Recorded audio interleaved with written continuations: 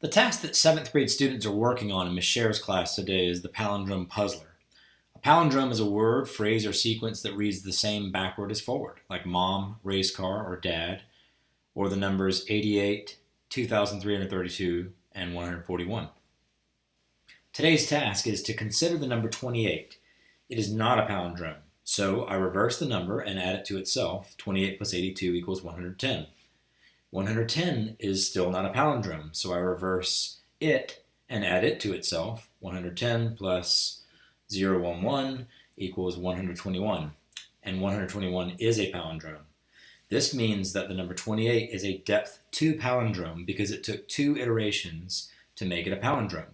The task for students to explore today is what is the palindrome depth of all 2-digit numbers, and more importantly, what patterns do you discover during this exploration? Alright, so you got a 2 of diamonds. What does that mean? Sorry? What does that mean, you got a 2 of diamonds? I have to go to the number 2 card over there. I think these numbers, all the multiples of 11. I think they're levels. I think they're multiple numbers, so it can be in each level. Some of them could be level 2, Yeah. could be level 1. 11. What do you mean? 12. Yeah. Okay. 8 plus 4 is 2. Yeah. 2. Okay. 13. 13. But now you reverse. I know. Okay, wait. 231. Question real quick. Where are you guys keeping track of your level 1s, level 0s, and level 2s and all that? We do that after the. Oh, at the end?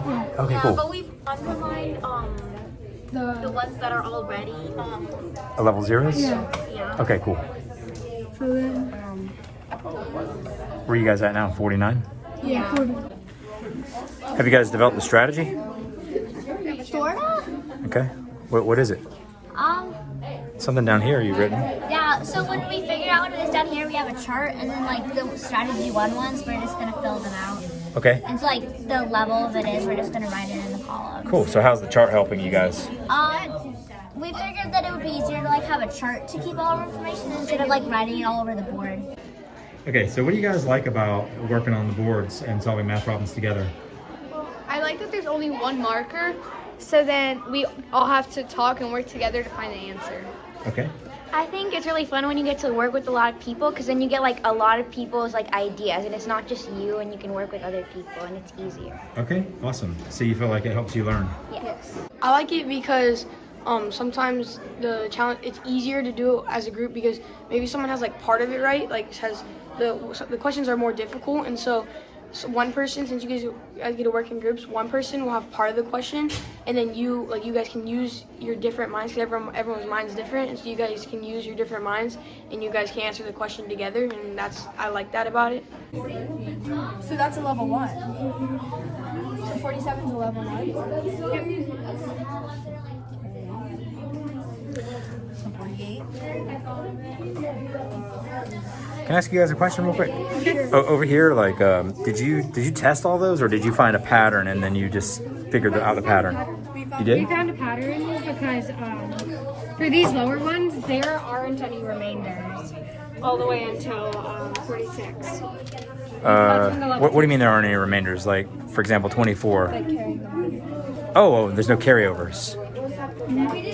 And if there aren't any carryovers, meaning the numbers can be different. So like 23-32, does that mean all the numbers between 23 and 32 inclusive? Yeah, because it stops at 33. So we didn't want to include 33 because 33 is a level 0. So what about 26? 26 plus 26 has a carryover though, right? No, it doesn't. Oh, it doesn't? Oh yeah, you're right. What about 29 though? 29 does have a carryover, but the thing is, when you add them together, you actually get 121, Which is a palindrome. Oh, okay. Cool, so you guys have already like, yeah, I mean, how many more numbers do you have left? Everything between 67 and 76, between 76 and 87, Oh, yeah. 89 between 98. Oh, that is fantastic. Because I see some students going one by one with every number, and they're like still in the 20s. Yeah. So we kind of figure out how to. Okay. And then just one other question: how does the marker work in here? Like you have the marker, so like. Normally there's only like one marker per board. Mm-hmm. So that means like you can take turns writing down, or if one person wants to write and other people like tell them what we've all found to make it more efficient. Okay. So you can't just take the marker and like ignore your group mates or anything. There's You always have to be doing something. everybody has to be doing something. Okay. Like But- we're all discussing and then she's writing them down. Okay. Do you have to write what they say, or are you allowed to like write what you think too? Yeah, because I'm writing Okay. down our ideas. Okay. Yeah, I agree with what he said. Like when you're working together, you have like 3 to 4 or 2 to 3 different perspectives on a problem, and those combined with everyone's intellect can like help you solve the problem. Just Okay. together. Let's try that. I'm just trying to double check. So what is this you wrote down there? Is that like a conjecture or a theory or something? more of a theory. You're testing it out now? Because I think it's been proven from 2 Because values. every time we move up in like the tens place, we'd get rid of like yeah. For example, this is 27. Yeah. If you do It would stop at 37, 37 would be higher than 99. But if you do 36, it won't. Oh yeah.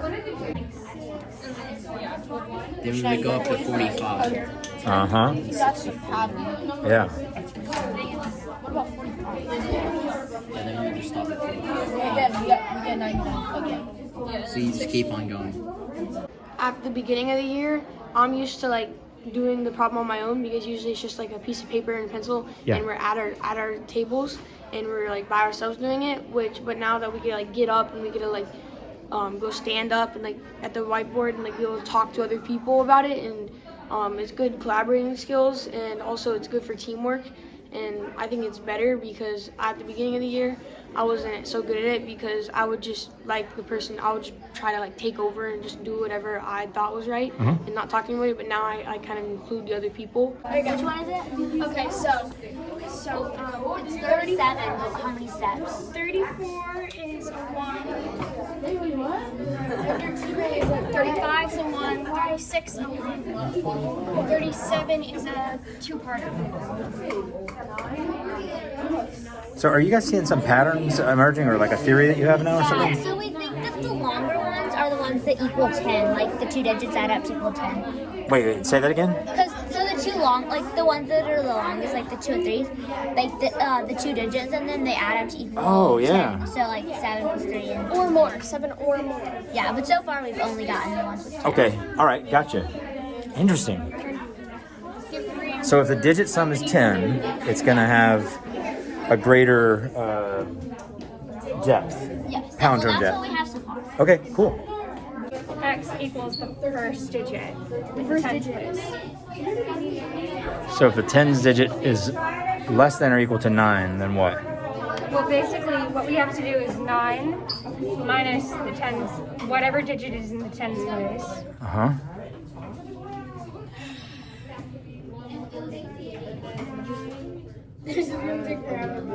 And then up till there, say 5. If we have to do 9 minus 5, that would equal 4. Meaning all numbers from 51 to 54 equal a palindrome. And then all the numbers from 61 to 64, 71 to 74, 81 to 84, 91. Not entirely, so like 7, 9 minus 7, 8 equals 2, so up till 2, meaning 51. Well, 71 and 72. And you stop there? Palindromes. Ah. That See- way you know for sure. What does that mean? Oh, it needs to stop. Oh, okay.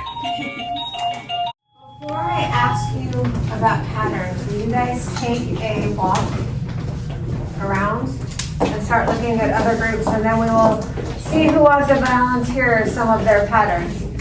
So take a look around and with the work your classmates have done. Wait, x equals the tens place, so x is greater than, no, x less than or equal to 9 would make it a level what?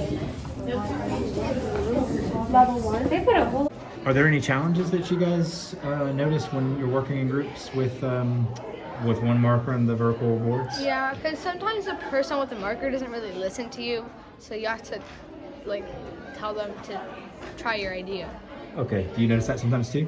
And sometimes like you'll be the one person with the marker and everyone else in your group just doesn't talk and just stands there, and so you kind of have to like carry your team and it's not as fun. Oh, I see. So what do y'all do to like overcome those challenges?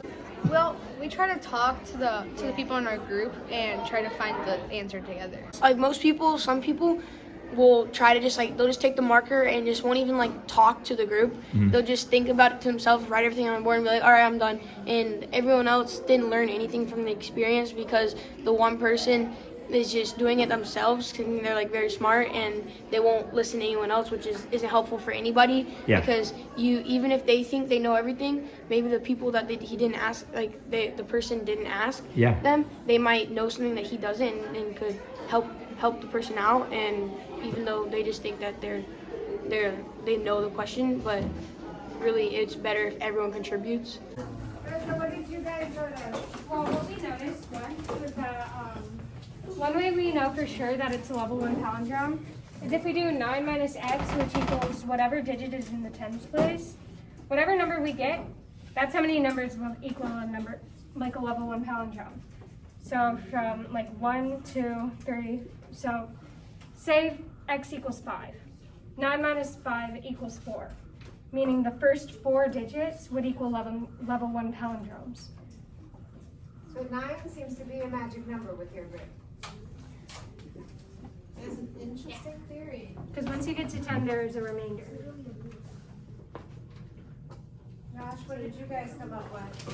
If you added what 2 digits of the number together, and if it was less than 10, it would be a 1. It would be a 1 level. But if it was higher, if you added the 2, for example, 28, it was 2 plus 8, so it would be 10. It could be 2 or more levels. What you see here? Every 11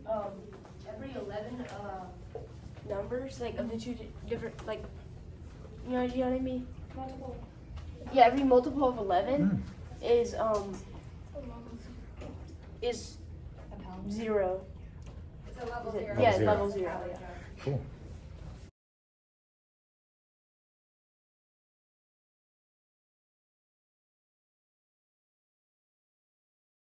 How do you decide who has the marker? Just curious. We just like, I guess we switch around. So basically, like the person who has the marker is supposed to do the work, and like the other people are just like talk, and they're supposed to like discuss. Discuss, and the person in the marker has to follow what the people are saying. And also sometimes I'll just, if I see that they're not even talking to us and they're just writing stuff down, I'll maybe ask for the marker, because there's only one marker, so I'll ask for the marker. Or I'll also just like ask them like what their thought process is. I'll ask them like what are you like doing, and they'll like tell me, and then I'll tell them what I think about it, and then everyone will like get involved in it. Oh, okay, that makes sense now. And then that'd be the area of all these foot. So that's like It is 6 to 8. Oh, that was the answer on there. Okay, now we have to look at the perimeter. So 20 times 3.14. It's 62.8. So we got that right. And then for this one, this is the radius. So double it. 40 times 3.14. 40 times 3.14. Divided by 4. 31.4. Huh? 31.4. So 62.8. 94.2. That's the 2 answers. 94.2? Uh-huh. So that's the perimeter, that's the area? Yeah. Where's the answer sheet? Do it. Yeah, 94.2. That's the answer. So you guys can verify your answers after you've. So like, what happens if you get it wrong and then you? That's what we happened the first time. So we got it wrong originally. So we went back and looked at it again. And then we figured out a mistake. We didn't divide it by 4 here. Oh, so you have to figure out your mistake. You got to rework the process. You can't just write the correct answer without doing the math. That's cool. Okay.